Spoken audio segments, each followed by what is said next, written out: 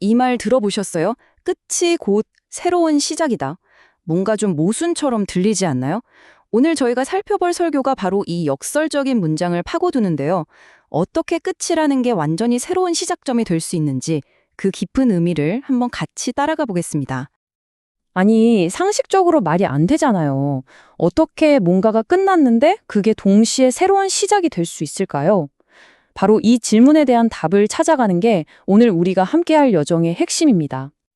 자, 이 역설을 풀기 위한 첫 번째 실마리는요, 저 멀리 고대 예루살렘 성전에서 찾을 수 있습니다. 모든 게 완벽했던 시절, 가장 이상적인 예배는 어떤 모습이었을까요? 그 순수했던 기쁨의 순간으로 한번 돌아가 보죠. 고대 이스라엘 사람들한테 성전으로 가는 길은요, 그냥 의무 같은 게 아니었어요. 자, 우리 여호와의 집에 올라가자. 이 말 한마디에 막 가슴이 벅차오를 만큼 그 순례길 자체가 정말 순수한 기쁨이고 설렘이었던 거죠. 이제 곧 신을 만난다는 그 기대감에 발걸음 하나하나가 얼마나 가벼웠겠어요? 이런 벅찬 감정 혹시 상상이 가시나요? 설교에서는 아주 기가 막힌 비유를 드는데요. 마치 지방에 살던 꼬마 아이가 난생 처음 서울 구경 와서 막 휘황찬란한 도시 풍경에 입을 떡 벌리고 쳐다보는 바로 그 설렘이랑 비슷했다는 거예요. 하지만 그토록 순수했던 기쁨이 영원할 순 없었죠. 이제 두 번째 장에서는 그 빛이 사라지고 난 뒤의 이야기를 해볼까 합니다. 바로 무너진 성전이 우리에게 던지는 그 의미에 대해서 말이죠. 바로 여기서부터 모든 게 어긋나기 시작해요. 가슴을 가득 채웠던 그 기쁨은 온데간데 없이 사라지고 의미도 없는 형식과 규칙만 덩그러니 남게 된 거죠. 한때는 그토록 설레는 마음으로 향했던 예배가 이제는 무겁고 지겨운 짐이 되어버린 겁니다. 결국 핵심은 이겁니다. 설교에서는요, 이런 영적인 타락이 결국 물리적인 성전의 파괴까지 불러왔다고 봐요. 마치 신의 심판처럼 말이죠. 생각해보세요. 알맹이인 기쁨이 다 빠져나갔는데 화려한 껍데기였던 건물이 더 이상 존재할 이유가 없었던 거죠. 그런데 이야기는 여기서 끝나지 않습니다. 진짜 놀라운 건 지금부터예요. 바로 이 파괴의 순간이 모든 것의 끝이 아니라 완전히 새로운 시작을 위한 필수적인 과정이었다고 이야기가 확 뒤집히거든요.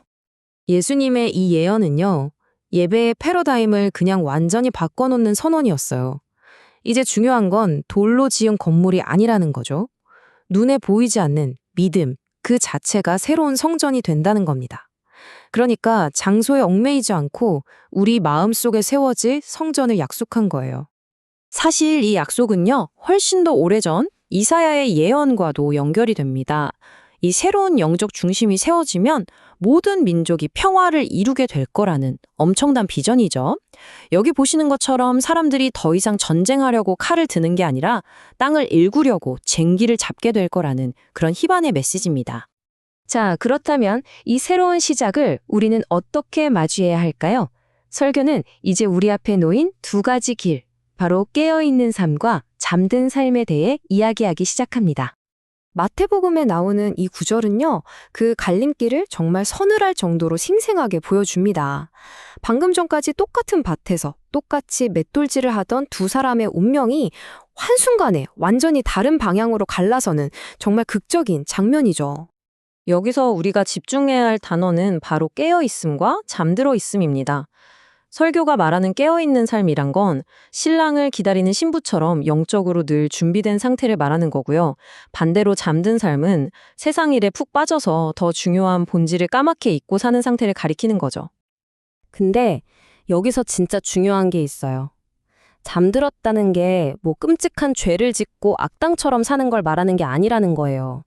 설교에 따르면 그냥 매일 먹고 마시고 일하는 그 반복되는 일상 속에서 삶의 영적인 차원을 잊어버리는 것, 그것만으로도 충분하다는 거죠. 좀 무서운 얘기죠?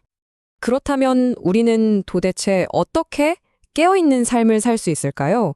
자, 마지막으로 설교가 제시하는 구체적인 행동 지침을 한번 살펴보겠습니다. 이 준비, 과연 어디서부터 어떻게 시작해야 하는 걸까요?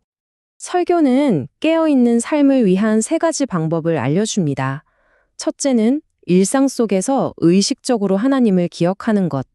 둘째, 내가 부름받은 바로 그 자리를 묵묵히 지키는 것. 그리고 마지막으로 내 주변 사람들과의 관계 속에서 사랑을 실천하기 위해 끊임없이 노력하는 것입니다. 그리고 바로 이 지점이 이 설교의 진짜 핵심이라고 할 수 있습니다. 영적인 준비라는 게요, 저 멀리 산속이나 수도원 같은 어떤 특별한 장소에서 하는 게 아니라는 거예요.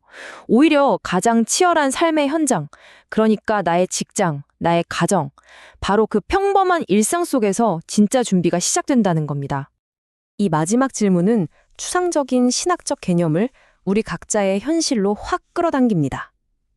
오늘 여러분이 깨어있기 위해서 굳건히 서 있어야 할 그 자리는 어디인가요? 이 질문에 대한 답은 아마 여러분 각자의 마음속에 있을 겁니다.